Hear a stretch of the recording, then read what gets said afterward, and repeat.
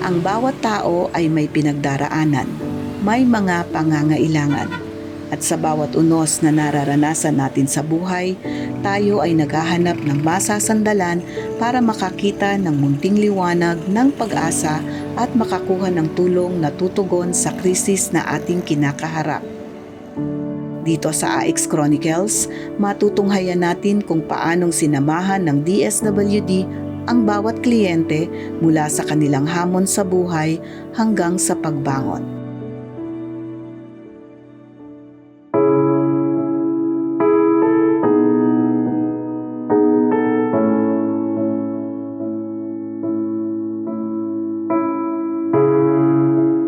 Tunay ngang walang makakapantay sa pagmamahal ng isang ina para sa kanyang anak.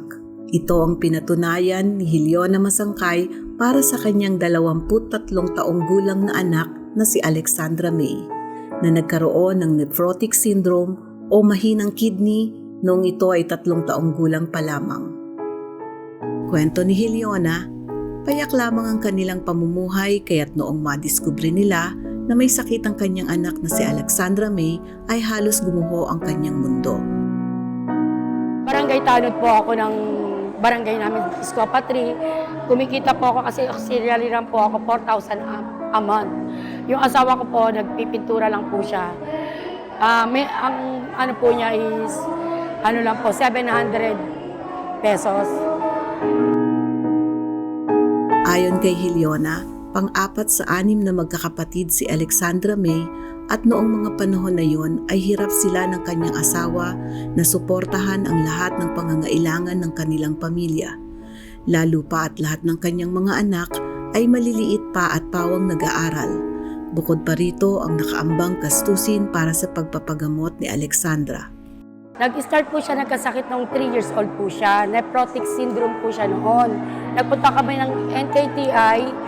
Then sabi sa amin na ang kidney po ng anak ko is 36% na lang po. Kaya ang sabi nila, pwede po siyang mapunta sa dialysis. Pero dahil na rin sa walang hanggang pagmamahal ng isang ina sa kanyang anak, halos lahat ng malalapitan at mahihinga ng tulong para sa pagpapagamot ay nilapitan ni Heliona. Dala ang pag-asa na gagaling ang pinakamamahal na anak. Siyempre po, iniisip ko po yung anak ko, kaya lahat po ng paraan ginawa ko. Siya na lang po yung iniisip ko at saka yung iba ko pang anak. Kailangan kong gawa ng paraan to kasi ayoko siyang mawala eh. Nag-isip ako saan ako pupunta.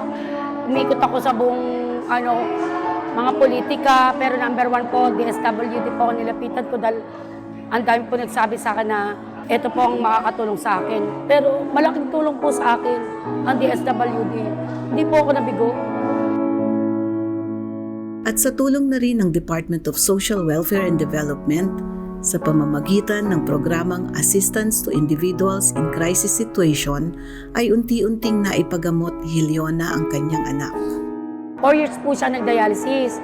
Naawa na po ako sa kanya, kaya na po ako na mag-donor sa kanya bilang kidney donor para ma-transplant po kami. Tapos kailangan po namin ng 630,000 para sa workup po namin mag-ina. Kaya naisipan ko po, unang-una ang DSWD na lumapit para po sa workup namin mag-ina. Hindi naman po ako nabigo kasi binigyan po kami ng anak ko ng tag 150,000 guarantee letter para po sa workup namin.